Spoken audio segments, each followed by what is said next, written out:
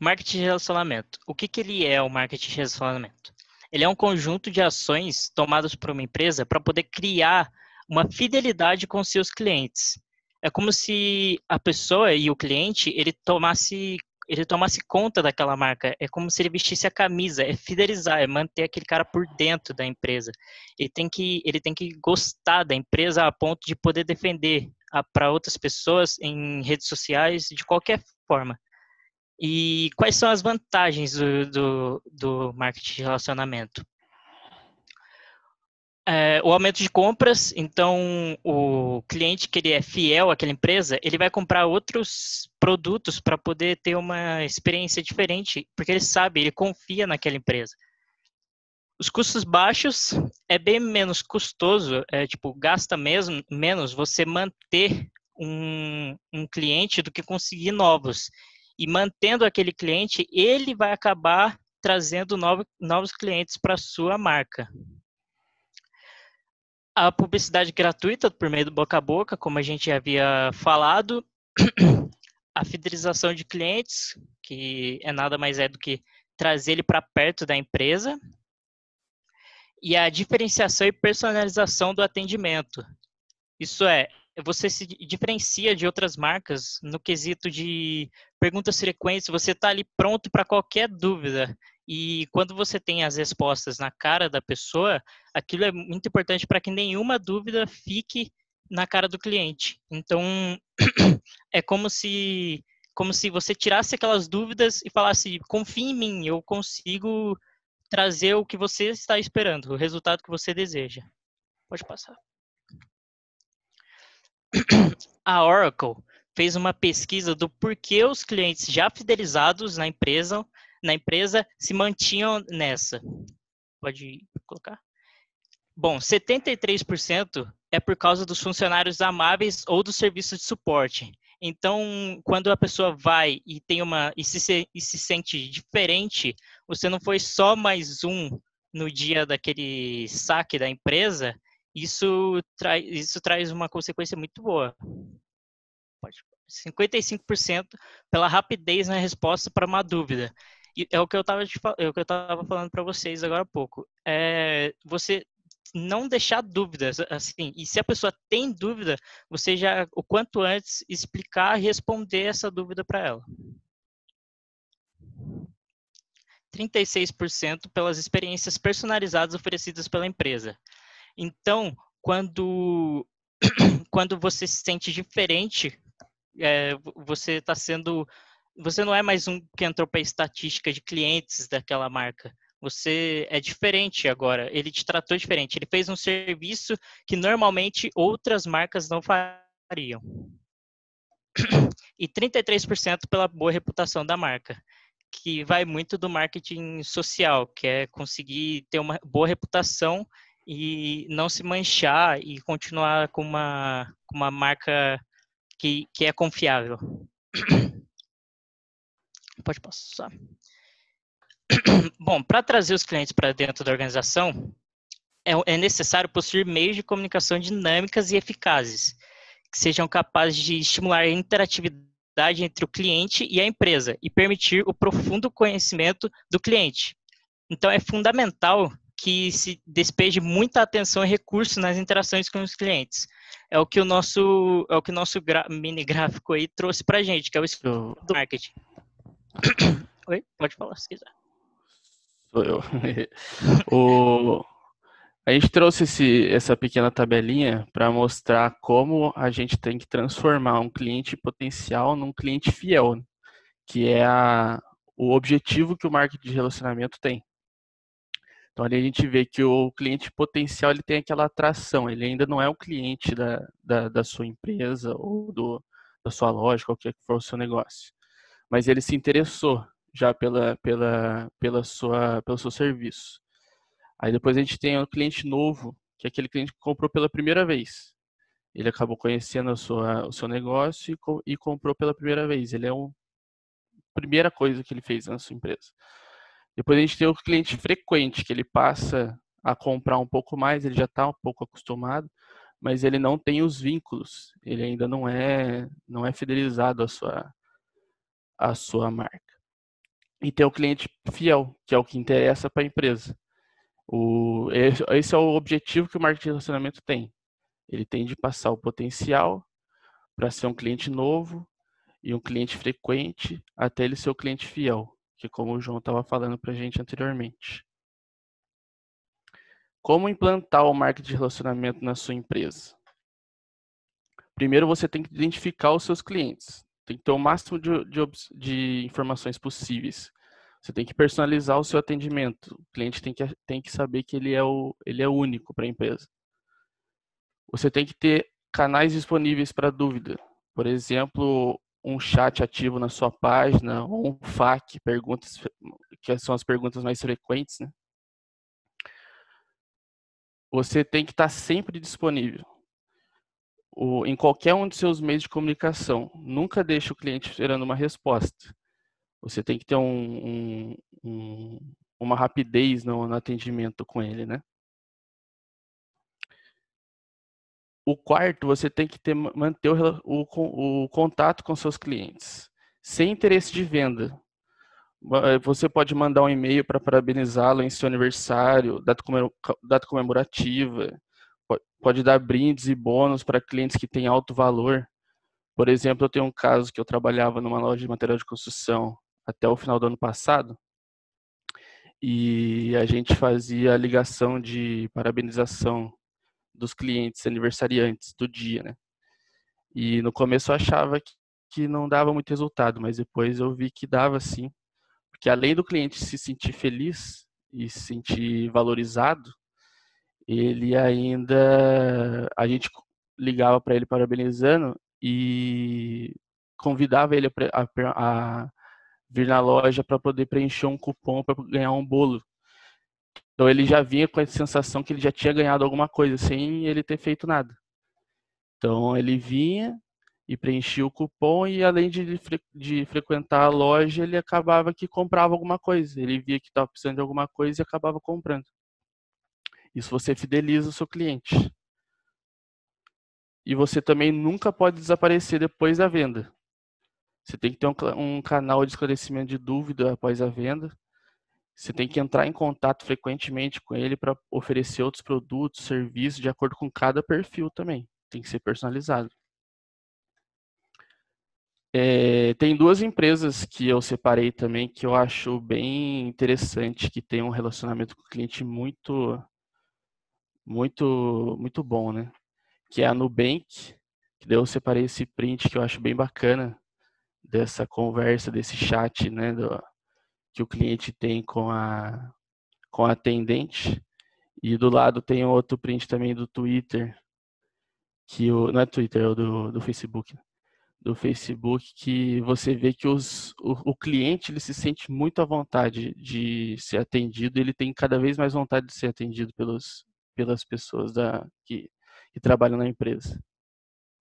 E tem a Netflix também, que eu achei um caso bem interessante, que esses três prints são de uma conversa de um chat online, e que o atendente da Netflix ele conversa com o cliente como se ele fosse da Star Trek, né, do filme.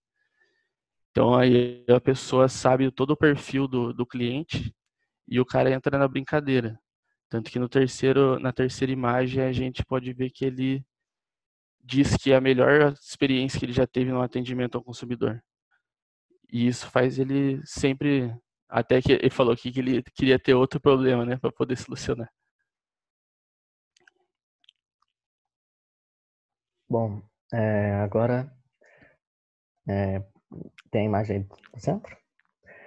Hoje temos meios em que os clientes podem expressar sua insatisfação através de redes sociais, por exemplo, aí o Twitter, que é a principal delas. Eu mesmo uso o Twitter só para reclamar.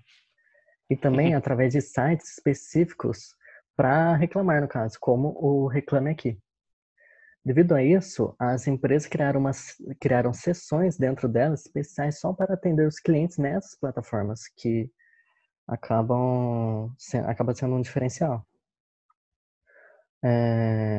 No Reclame Aqui, dá para anotar na empresa que mais responde aos seus clientes tem maior probabilidade de voltar a fazer negócio. O Reclame Aqui, como que ele funciona?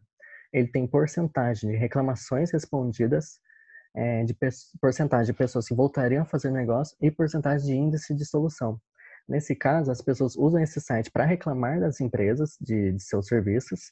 As empresas têm que ir lá responder essas reclamações e solucionar, que é o esperado, no caso.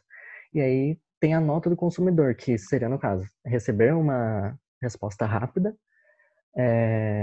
e ter solução. Aí acaba saindo a nota do consumidor. Nisso, vamos ver aí no próximo slide, tem esse selinho de reputação.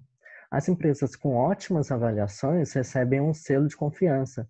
Isso muda totalmente a cara da empresa, né, para quem vai atrás das suas avaliações. Acaba gerando uma confiança bem maior com a empresa. E no final isso gera um fator de escolha. Como essa semana mesmo, eu tive que ir atrás de serviço de algumas empresas. E eu pesquisei logo no Reclame Aqui mesmo. E aí eu fui atrás de, acho que umas 5, 6 empresas e vi quais tinham as melhores avaliações para acabar escolhendo uma delas, no caso. Seguindo aí no próximo, 46% dos consumidores americanos, isso é uma pesquisa da American Express, 46% dos consumidores americanos dizem que sempre contam a outros sobre suas experiências positivas com uma empresa. E cerca de 60% afirmam compartilhar sempre que tem uma experiência ruim. Esse comportamento pode ser explicado pela nossa necessidade de conforto após uma experiência ruim. No caso, dividir isso com alguns amigos, seguidores ou qualquer pessoa gera um sentimento de apoio, a pessoa fica amparada em relação a isso. Só que aí que está o problema das empresas, que isso gera muito mais indignação.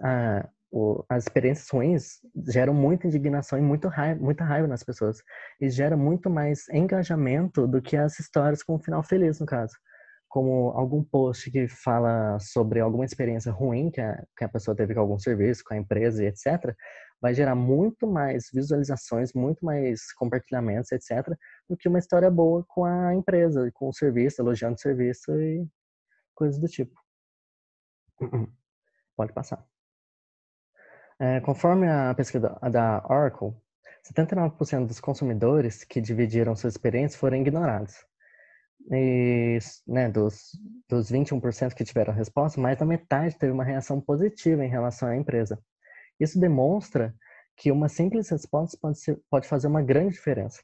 Os prejuízos hoje em dia em não fazer o marketing de relacionamento, não investir nisso, pode ter prejuízo bem considerável, porque é a cara da empresa, é a persona da empresa em muitas empresas aí como Netflix, que, né, nas redes sociais tem lá a persona dela mais cool, seria mais legalzona mesmo.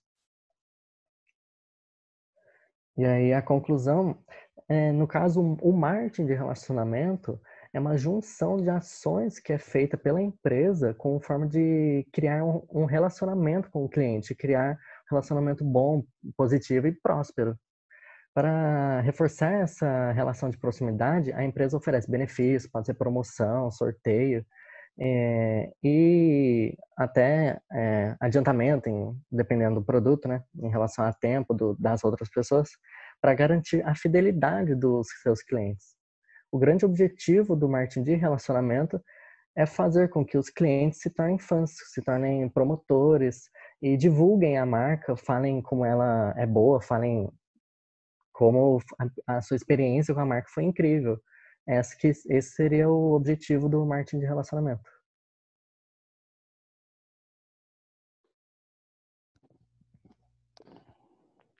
E é isso Finalizado. Finalizado. Encerrado. Ok. Tira o compartilhamento para a gente abrir para o pessoal fazer pergunta. Vocês gastaram 15 minutos. Está dentro dos 15 a 20 minutos que foi sugerido. Então, souberam usar o tempo também. Eu queria perguntas ou comentários, complementações, para a gente incrementar durante a aula. Vai lá. Posso fazer uma pergunta? Claro. Alô? Opa, Tá me ouvindo, né? Sim. Você claríssimo. disse relação de fidelidade e tudo mais. Eu queria saber se, por exemplo, agora na Antártica, com a seleção brasileira, é considerado marketing de relacionamento? Como assim? Tipo, se a relação deles pode ser considerado como marketing de relacionamento, porque a seleção brasileira e a Guaraná Antártica, entre outros produtos também, tem essa relação de fidelidade, né, e tudo mais. Tipo, É, prosperidade. eu não sei dizer se a relação entre o Guaraná e a seleção brasileira seria, mas a relação o Guaraná seria uma marca de relacionamento se fosse com os clientes dela. Eu não sei se ela tem tanta, como eu posso dizer, Abrangência, assim. tanto engajamento com o seu público, né? Porque Entendi. o marketing de relacionamento ele é mais forte nas empresas que prestam serviço. Por exemplo, igual que a gente citou, as empresas que são igual o Nubank, que é uma empresa que presta serviço bancário, ou o Netflix, que presta um serviço de streaming. Então, seria mais empresas que prestam serviços. Então, não sei se mas todas elas praticam o marketing de relacionamento, mas eu não sei se a relação seleção brasileira e Guaraná Antártica seria marketing de relacionamento. Acho que o professor pode ajudar a gente nessa, não sei. Beleza. Viu, Daniel? Oi. O marketing de relacionamento, ele é melhorar a proximidade da empresa com seus clientes. Então, por exemplo, a Antártica, ela vende os refrigerantes ou a cerveja por meio de canais de distribuição. Então, o que seria marketing de relacionamento? Ela se aproximar dos grandes distribuidores de bebida, das grandes atacados e tal, e ter uma proximidade criando um vínculo com essas pessoas. Por quê? Porque o comprador, que é o distribuidor, o atacadista, ele vai se sentir prestigiado pelo relacionamento com a Antártica. O contrato da Antártica com a seleção brasileira entra num outro rol do marketing que alguém vai apresentar aí, que é o marketing esportivo, tá certo? Em que a Antártica patrocina o time de futebol, que seria a seleção brasileira, para usar toda a exposição da mídia que a seleção brasileira tem. Então, toda vez que a seleção for jogar, toda vez que for dar entrevista, né, com aquela placa atrás com os diversos patrocinadores, a camisa, tudo vai ter a marca da Antártica, tá certo? Então, a seleção brasileira tem lá um profissional de marketing que define as cotas e sai vendendo. A Antártica comprou uma cota dessa. Agora, ela não tem nenhum relacionamento com os clientes diretos dela com esse patrocínio que ela faz. Tá? Ela é um composto mercadológico em que ela faz alguma coisa de relacionamento com os clientes diretos, faz propaganda na televisão, por exemplo, faz patrocínio da seleção brasileira e a soma dessas diversas ações, né, ela acaba criando relacionamento com o mercado. Eu não citei, mas, por exemplo, ela pode estar usando marketing digital também nesse composto. Então, se antes o composto mercadológico era formado por 2 ou 3 coisas, hoje tem uma infinidade de possibilidade que a empresa distribui o recurso dela nos diversos meios para transformar a marca dela cada vez mais forte. Tudo bem? Beleza, valeu, professor. Outra dúvida? Valeu, Daniel. Professor, eu tenho uma pergunta, mas eu acho que ela seria mais subjetiva. No Você faz exemplo pergunta para o Felipe, para o Vitor e para o João. Se eles não conseguirem responder, eu ajudo um pouquinho, mas o importante é que eles tentem responder sobre o tema que eles estão apresentando. Eu achei até que a resposta do Felipe foi muito legal, porque ele falou que o marketing de relacionamento é com os clientes da empresa. Cometeu uma falhazinha que não é só com o serviço, né? O serviço você fala direto com o seu cliente, mas quando é um bem, você fala com os seus intermediários, que são os seus clientes diretos, tá bom? É que eu usei a palavra errada. Joia. Vai lá, Júlia.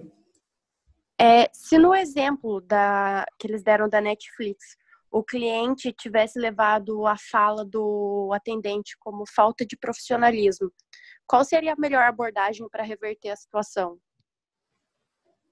Boa pergunta.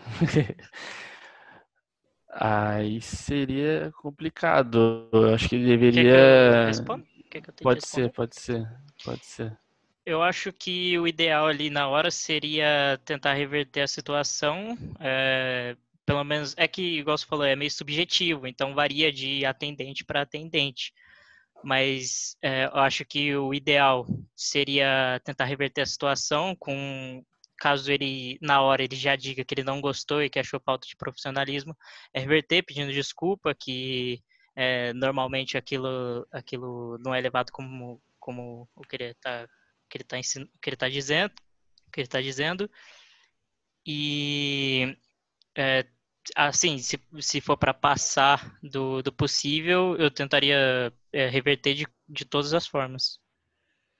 Eu queria acrescentar aí, Júlia, que pelo que eu entendi, né, eu não conhecia essa característica Netflix, eu tenho já desde o início a Netflix, pode dizer, a hora que ela entrou no Brasil eu já adquiri, eu nunca entrei em contato com eles, então não sabia que era assim. Mas pelo que eu entendi, não é aleatório o tipo de encenação que o atendente faz. Ele já tem o perfil, né? Ele tem o histórico, o perfil de quem está entrando em contato na hora que entra, e provavelmente ele viu que essa pessoa é aficionada por Star Trek, certo? Por esses filmes, essas sagas aí do espaço. E aí eles identificam, muito provavelmente por meio de marketing digital, conteúdo, aquela sugestão de temas, de palavras que você pode usar com aquela pessoa que ela vai ser bem recebida. Então, provavelmente, a Netflix tenha lá no seu saque uma ferramenta dessa, e se eu ligar para lá, provavelmente eles têm o histórico de tudo que eu já assisti na Netflix, tá certo? Por exemplo, eu gosto de assistir filme na Netflix em italiano. Então, de cara, eu entro e já vejo se tem a tradução em italiano e coloco. Que eu gosto de treinar o italiano e tal, então eu coloco lá. Provavelmente, se eu fizer uma reclamação, o cara do outro lado sabe que o tipo de filme que eu assisto e que eu sempre mudo a língua para italiano. Ele pode ser que entre falando alguma coisa comigo que me remeta a essa característica que eu tenho. Então, ele usa isso, em neurolinguística se avaliaria como sendo identificando pontos pontos comuns que podem quebrar barreiras. Então, quando ele fala, o cara é aficionado por Star Trek, e ele fala como se estivesse no atendimento de uma nave, ele quebrou aquele nervosismo que o cara estava de fazer uma reclamação. Certo? Então, eu entendo que exista toda uma preparação anterior para que a hora que a pessoa for atender um chamado, ela tenha argumentos para quebrar o gelo. Tirar a pessoa que está ligando nervosa para reclamar de alguma coisa, quebra o gelo, sintoniza, mais ou menos como você entrar numa sala para uma entrevista e você vê que o cara é corintiano. Tá certo? E tem um monte de coisa do Corinthians na sala. Aí tem a foto do filho com a camisa do Corinthians. Aí o que vai acontecer? Se você estiver querendo quebrar o gelo com a pessoa, se ela der alguma abertura, você fala, poxa, e o Timão, hein? Será que esse ano vai? Porque você tem indícios na sala da pessoa que ele é um seguidor, o filho dele usa a camisa do Corinthians, ele tem isso, tem aquilo. Quebrou aquele gelo inicial, tá certo?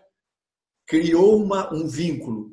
Eu não te conheço, você não me conhece, mas nós somos corintianos, mesmo que você não seja. Entendeu? Então, eu entendo que a apresentação do exemplo dado aí tem essa característica. Deu tudo errado. Pela neurolinguística, o número de casos que vai dar errado quando você adota essa postura é pequeno. E aí, provavelmente, eles têm um script lá, caso a pessoa critique ou fale por que está me tratando assim, e o cara já pede desculpa e já deve ter um caminho à parte para trabalhar. Entendeu? Mas pode ter certeza que não é uma coisa feita de improviso, deve ter toda uma preparação por trás para adotar essa linha. Tá certo isso? Felipe, Vitor e João? É isso mesmo? Certo. Sim. Quem mais quer fazer uma pergunta? O Felipe quer complementar alguma coisa? Não, é isso mesmo. Então vai lá, Breno.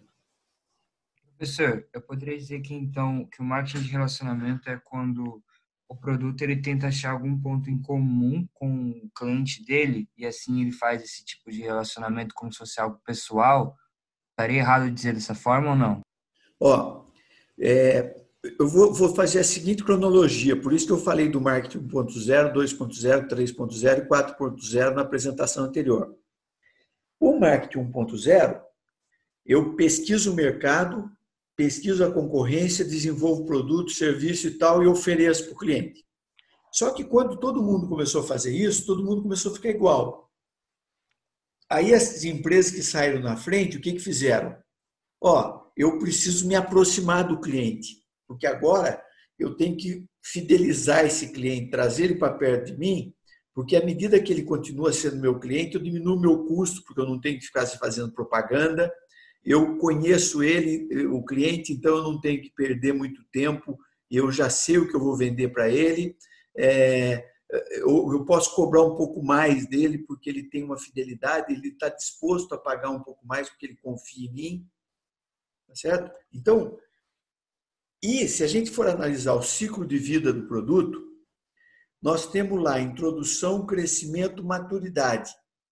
O marketing de relacionamento, ele aparece forte no estágio de maturidade, quando o mercado já dividiu o mercado entre os concorrentes e você tem que manter o maior tempo possível aquelas vendas no nível de maturidade.